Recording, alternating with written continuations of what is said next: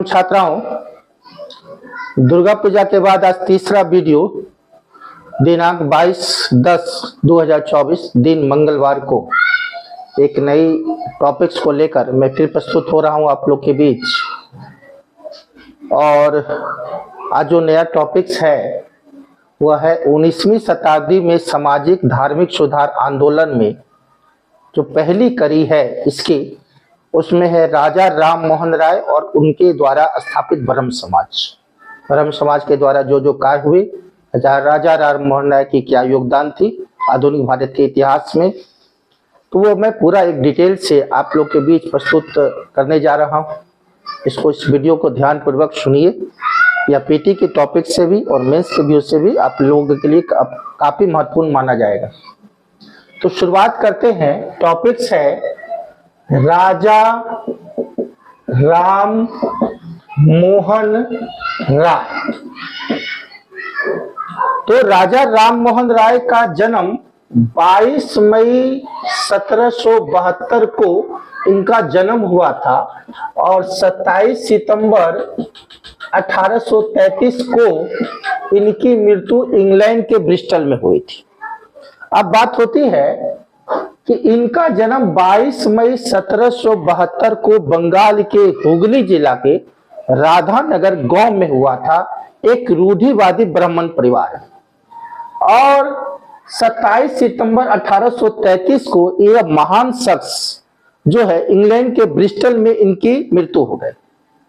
अब बात होती है कि 19वीं शताब्दी का जो दौर है वो बिल्कुल सामाजिक रूप से, धार्मिक रूप से अंधकार का दौर है और उस अंधकार से प्रकाश में लाने के लिए, उसको फिर से जगाने के लिए यह पहला शख्स है राजा राम मोहन राय, जो सामाजिक सुधार के द्वारा, धार्मिक सुधार के द्वारा समाज में अपना अति महत्वपूर्ण योगदान को दिए। और यही कारण है कि इनको पुनः जागरण का अग्रदूत कहा जाता है, राष्ट्रवाद का अग्रदूत कहा जाता है, पत्रकारिता का अग्रदूत भी कहा जाता है। और यह जो राजा राम मोहन राय हैं, यह इनके पिता का नाम रामाकांत था, जो बंगाल के जागीरदार के यहाँ नौकरी करते थे, और इनकी माता का नाम तारनी देवी था और एक रूढ़िवादी ब्राह्मण परिवार में इनका जन्म हुआ। अब बात होती है कि इनके पिता रामाकांत जो थे, इनको बंगाल के जमींदार के द्वारा राय की उपाधि दी गई थी और यही कारण है इनके टाइटल पर राय जुड़ा हुआ है, राजा राम मोहन राय। अब राजा राम मोहन राय को उपाधि टाइटल मिली हुई थी इनके पिता को ही। अब बात होती है कि राजा राम मोहन राय की जो आरंभिक शिक्षा है वो पटना में हुई। तो पटना में यह अरबी और उर्दू का जानकारी के लिए यह पटना में अध्ययन किए। इसके बाद वो वाराणसी गए और वाराणसी में उन्होंने वेद का ज्ञान, उपनिषद का ज्ञान, महाभाष्य का ज्ञान, संस्कृत का ज्ञान वह वाराणसी से प्राप्त किए। और यहाँ तक अंग्रेजी हो, फारसी हो, लैटिन हो, अमेरिकी हो, उर्दू हो, हिब्रू हो, हिंदी हो, संस्कृत हो, यह 12 भाषा के जानकार थे। आधुनिक भारत के इतिहास में यह पहला शख्स है बंगाल की धरती पर जो 12 भाषा को जान रहा है। तो 12 भाषा को जानने वाला वो विद्वान शख्स राजा राम मोहन राय हैं। अब बात होती है कि राजा राम मोहन राय एक ब्राह्मण परिवार में होने के बावजूद इनका मूर्ति पूजा में कोई विश्वास नहीं है, इसलिए इन्होंने मूर्ति पूजा का विरोध किया और मृत्यु पूजा का जो विरोध किया उसके लिए उन्होंने एक पत्रिका निकाला, एक पुस्तक निकाला और वो फारसी में लिखी गई है, जो राजा राम मोहन राय के द्वारा लिखी गई पहली पुस्तक है। और उस पुस्तक का नाम है तुफात उल मुहाबुद्दीन।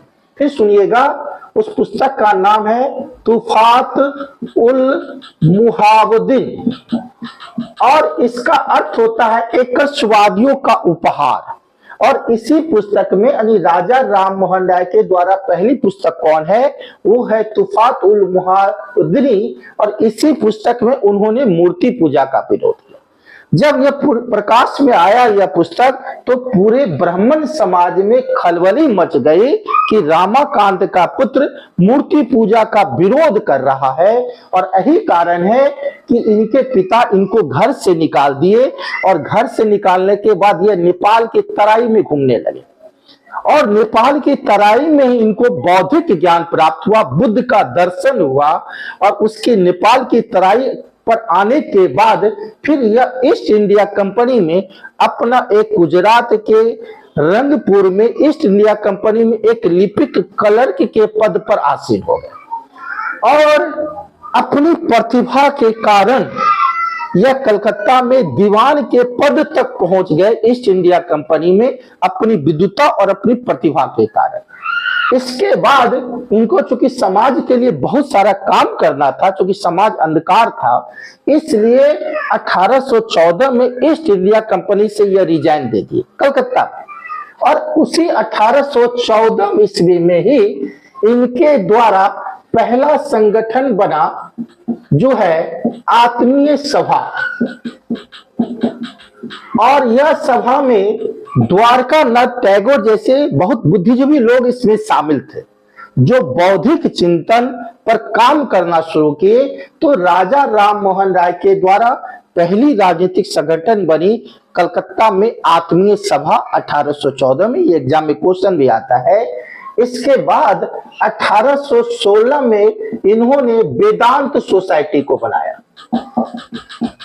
1816 में यह वेदांत सोसाइटी बनाए, और 1817 में ही इन्होंने कलकत्ता में डेविड हेयर के सहयोग से हिंदू कॉलेज का निर्माण किया, और यही हिंदू कॉलेज आगे चलकर प्रेसिडेंशियल कॉलेज बन गया, जिसमें आईसीएस परीक्षा के लोग ट्रेनिंग भी दी जाती थी। हिंदू कॉलेज का नींव रखने में राजा राम मोहन राय का अहम योगदान है। तो किसकी सहयोग से बनाया? तो डेविड हेयर के सहयोग से उन्होंने हिंदू कॉलेज का निर्माण किया। अब होता है कि 1819 ईस्वी में दक्षिण भारत के सुप्रसिद्ध विद्वान लोग थे सुब्रमण्यम स्वामी, इसको मूर्ति पूजा पर अपने तर्क के द्वारा हरा दिया गया, और वो पूरे भारत में राजा राम मोहन राय उत्तर भारत के अलावा दक्षिण भारत में भी लोकप्रिय हो गए। अब बात होती है कि राजा राम मोहन राय के द्वारा जो सबसे महत्वपूर्ण सोसाइटी है, जिसके द्वारा वो समाज में बदलाव लाना चाहते हैं, अंधकार से प्रकाश में लाना चाहते हैं अपने समाज को, और उस सोसाइटी का नाम है ब्रह्म समाज। और वो ब्रह्म समाज की स्थापना 20 अगस्त 1828 को ब्रह्म समाज की स्थापना हुई। तो इनका मकसद क्या है कि धर्म में सुधार करना है, समाज में सुधार करना है।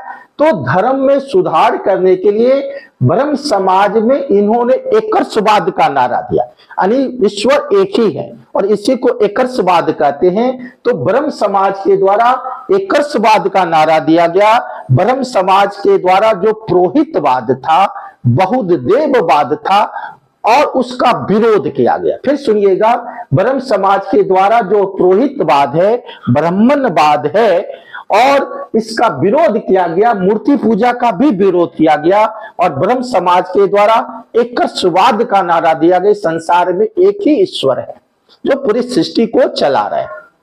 अब बात होती है कि इसी ब्रह्म समाज के द्वारा समाज में कई कुरीतियां थी, कई बुराई थी, उस पर उन्होंने प्रहार किया और समाज को सुधारने का काम इसी ब्रह्म समाज के द्वारा किया।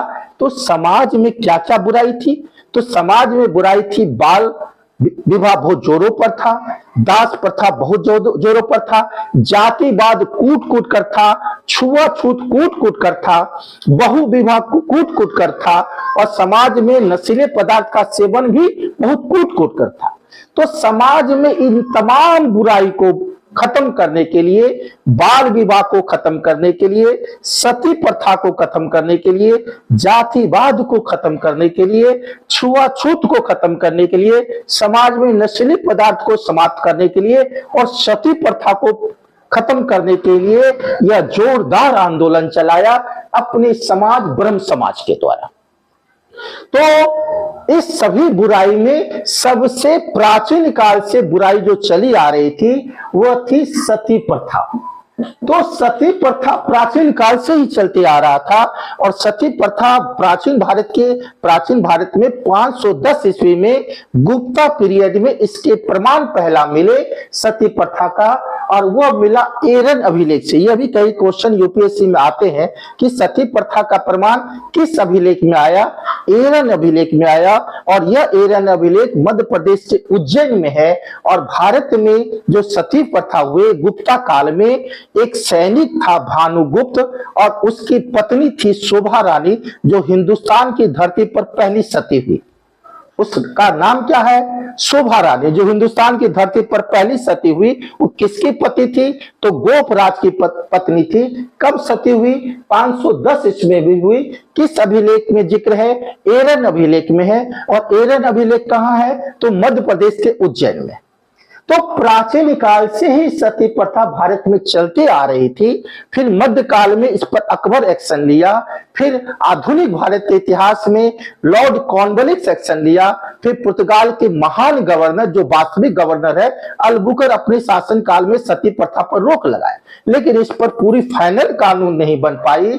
लेकिन इस पर फाइनल कानून बनाने का श्रेय यह एक आंदोलन के रूप में राजा राम मोहन राय इस पर शुरू किए।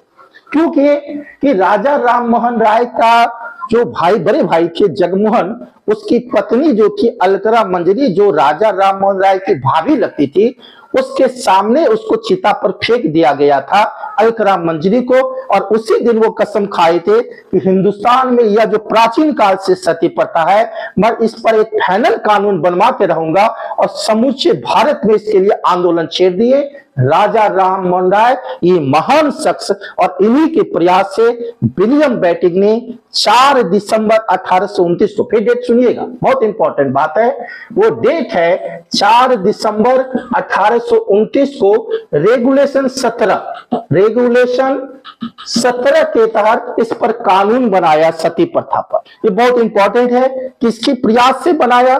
तो राजा राम मोहन राय के प्रयास से विलियम बेटिंक गवर्नर जनरल ने 4 दिसंबर 1829 को रेगुलेशन 17 के तहत सती प्रथा पर एक सख्त कानून बनाया और उसी समय से सती प्रथा पर रोक लग गई। तो यह श्रेय इस महान शख्स राजा राम मोहन राय को जाता है, जो सदियों से यह घोर अपराध होता था। एक प्रकार से आप बहुत बड़ा इसको कह सकते हैं कि बहुत बुरी अपराध है, पर इन्हीं के प्रयास से सती प्रथा पर रोक लगाया गया। अब बात होती है कि समाज में तब बदलाव हो सकता है जब तक नारी शिक्षित होगी। जब तक नारी की शिक्षा नहीं दी जाएगी, क्योंकि नारी ही घर परिवार में रहती है और नारी की शिक्षा के ही द्वारा समाज में एक बदलाव आ सकता है। कोई राज बदल सकता है, कोई देश बदल सकता है, कोई दुनिया बदल सकता है। तो निश्चित तौर पर वह नारी की शिक्षा उस समय नहीं दी जाती थी। इसलिए राजा राम मोहन राय नारी की शिक्षा के प्रबल समर्थक थे। नारी को संपत्ति का उत्तराधिकार बनाना चाहते थे, नारी को पश्चात शिक्षा देना चाहते थे ताकि वह आत्मनिर्भर हो सके। तो वह नारी शिक्षा के प्रबल समर्थक थे, विधवा विवाह के वो समर्थक थे और अंतरजातीय विवाह के भी वो समर्थक थे। फिर से सुनिएगा, नारी शिक्षा के वो पक्षधर हैं, नारी को संपत्ति का उत्तराधिकार बनाते हैं। इसके बाद जो है वो अंतरजातीय विवाह के समर्थक हैं और बहु विवाह के समर्थक हैं, और समाज में वो पश्चात शिक्षा के समर्थक हैं, क्योंकि उस समय नौकरी देने का एक ही माध्यम है ईस्ट इंडिया कंपनी, और ईस्ट इंडिया कंपनी का जो काम है वो पश्चात शिक्षा में होता है, अंग्रेजी शिक्षा में होता है। यही कारण है कि वो पश्चात शिक्षा के समर्थक हैं। अब आपको पूरा समझ में आ गई होगी बात। अब बात होती है कि राजा राम मोहन राय पत्रकारिता के भी अग्रदूत थे। समाज में बदलाव इस पत्रकार के माध्यम से हो सकता है, पुस्तक के माध्यम से हो सकता है, वो भली भांति जानते थे। और यही कारण है कि वो कई पत्रिका निकाले।